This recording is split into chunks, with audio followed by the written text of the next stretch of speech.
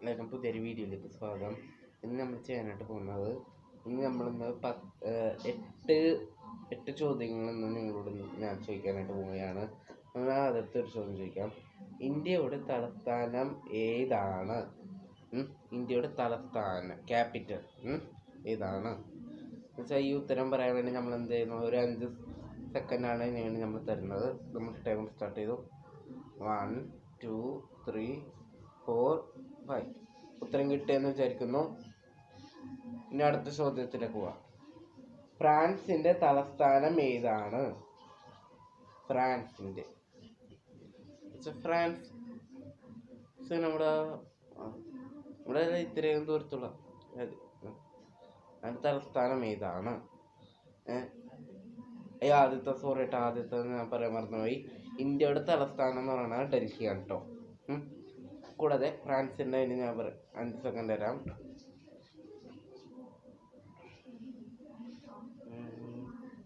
5 second കഴിഞ്ഞു. 5 second പൂർത്തിയായി കഴിഞ്ഞു. അപ്പോൾ ഫ്രാൻസിന്റെ തലസ്ഥാനം ഏതാണെന്ന് ഞാൻ പറയാം.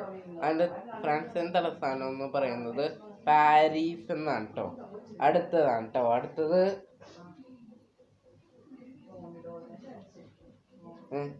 അടുത്തത് ഞാൻ പറയാം.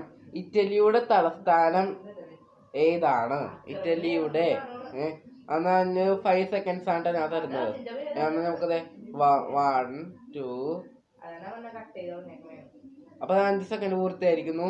അപ്പൊ എന്താണ് ഇറ്റലിയുടെ തലസ്ഥാനം എന്ന് പറയുന്നത്? റോം എന്നാണ് കേട്ടോ. അടുത്തത് ജപ്പാനിന്റെ തലസ്ഥാനം ഏതാണ്? ജപ്പാനിന്റെ ഒരു ഭയങ്കര ടെക്നോളജിക്കൽ അല്ലേ ജപ്പാനൊക്കെ. അപ്പൊ അതിന്റെ തലസ്ഥാനം ഏതാണ്? ഉത്തരത്തിന് 5 സെക്കൻഡ് സമയം.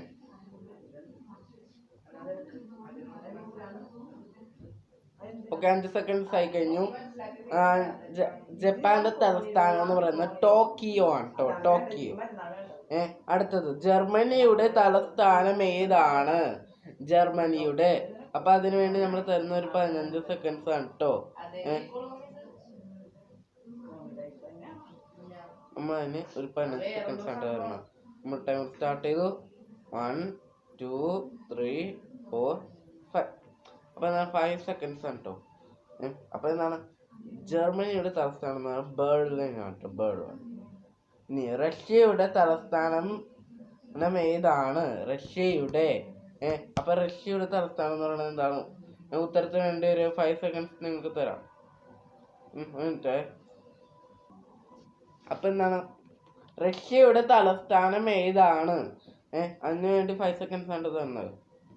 അതെ, 1 5 സെക്കൻഡ്സ് 4 5. അപ്പൊ 5 സെക്കൻഡ്സ് പൂർത്തിയായിരിക്കുന്നു. അപ്പൊ റഷ്യയുടെ തലസ്ഥാനം എന്ന് പറയുന്നത് മോസ്കോ ആണ് കേട്ടോ. മോസ്കോ എന്നുവെച്ചാൽ നമുക്ക് ഇതൊക്കെ പഠിക്കാനുണ്ടാവും കേട്ടോ. തലസ്ഥാനമൊക്കെ ഓർത്തൊക്കെ അങ്ങനെയാണ്. അപ്പൊ നമുക്ക് ഓരോരോ രാജ്യത്തൊക്കെ വലുതായിട്ടൊക്കെ നമ്മൾ പോകുമ്പോ അതിന്റെ തലസ്ഥാനം ആരെയും നമ്മളോട് ഇങ്ങനെ അതിന്റെ തലസ്ഥാനം നിങ്ങൾക്കറിയാമോ? എന്ത് പറയാം, നിങ്ങൾക്കറിയാമോ ഇന്ത്യയുടെ തലസ്ഥാനം ഏതാണ്? അപ്പൊ നമ്മൾ പറയണം ഡൽഹിയാണെന്ന് പറയണം. പിന്നെ ഫ്രാൻസിന്റെ തലസ്ഥാനം എന്താന്ന് പറഞ്ഞാൽ എന്ത് പറയണം? നമ്മൾ പറയണം ഫ്രാൻസിന്റെ തലസ്ഥാനം അല്ലേ, അപ്പൊ നമ്മൾ പാരീസ് എന്ന് പറയണം. അങ്ങനെ നമുക്ക് പുറത്തുള്ള ആരെയും നമ്മളോട് ചോദിച്ചാൽ നമുക്ക് പറഞ്ഞാൽ അപ്പൊ നമുക്കതൊരു റെസ്പെക്റ്റ് ആവും. ഞാൻ അതിലേക്കൊന്നും പോകുന്നില്ല. നമുക്ക് അടുത്ത ചോദ്യത്തിലേക്ക് പോവാട്ടോ. ചൈനയുടെ തലസ്ഥാനം ഏതാണ്?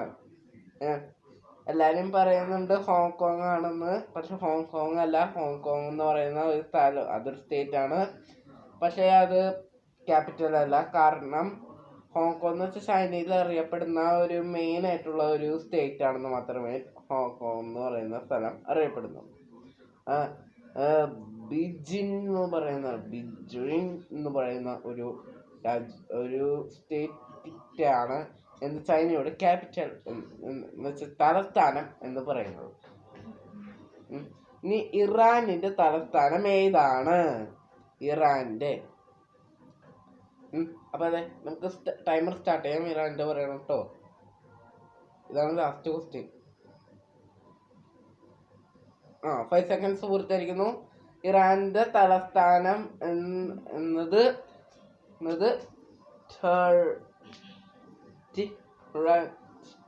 ടെഹ്റാൻ എന്ന് പറയുന്നത് അങ്ങനത്തെ ഒരു സ്ഥലമാണ് ടെഹ്റാൻ.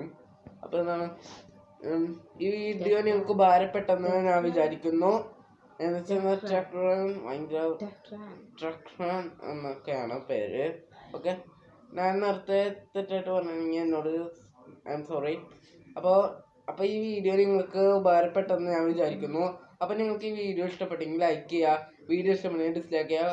കൂടാതെ നിങ്ങളുടെ കമൻസ് എന്ന് വെച്ചാൽ എന്താണ് ഞാൻ പറഞ്ഞത് ഒക്കെ നിങ്ങൾക്ക് 5 സെക്കൻഡിൻ്റെ ഉള്ളിൽ പറയാൻ പറ്റുമെങ്കിൽ, അല്ലെങ്കിൽ നിങ്ങൾക്ക് ഇതേപോലത്തെ കുറേ വീഡിയോസിനും ഇതേപോലത്തെ പല വീഡിയോസിനായിട്ടൊക്കെ നിങ്ങളൊന്ന് കമൻറ്റ് ചെയ്യണം കേട്ടോ. എന്നാൽ മാത്രമേ എനിക്ക് മനസ്സിലാവുള്ളൂ. എന്നുവെച്ചാൽ നിങ്ങൾ കമൻറ്റ് ചെയ്യുന്നില്ല. എന്നുവെച്ചാൽ ആരും കമൻറ്റ് ചെയ്താലും എനിക്ക് എന്തെങ്കിലും ചെയ്യാനായിട്ട് പറ്റുള്ളൂ. അപ്പം എന്താണ് വെച്ചാൽ നിങ്ങൾക്ക് ഇതൊക്കെ ഇഷ്ടപ്പെട്ടെന്ന് വിചാരിക്കുന്നു. ഈ ചോദ്യങ്ങളൊക്കെ ഇതൊക്കെ ഞാൻ കുറേ അധികം ആലോചിച്ചൊക്കെ എടുത്ത ചോദ്യങ്ങളാണ് കേട്ടോ ഇങ്ങനെയൊക്കെ. അപ്പം ഇതൊക്കെ ചിലപ്പോൾ പഠിക്കാനൊക്കെ ഉണ്ടാവും ഇതിൽ ചിലത്.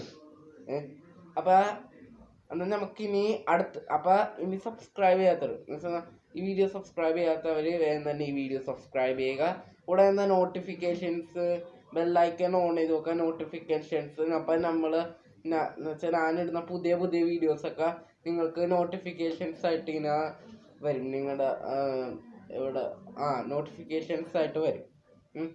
അപ്പോൾ നല്ലൊരു ദിനമെന്ന് എല്ലാവർക്കും വിചാരിക്കുന്നു. എല്ലാവർക്കും നമുക്കെന്നാൽ അടുത്ത വീഡിയോയിൽ കാണാം. അതുവരെ നമ്മളിനി അടുത്ത വീഡിയോയിലാണ് അടുത്ത വീഡിയോ കാണാം. അതുവരെ ബൈ.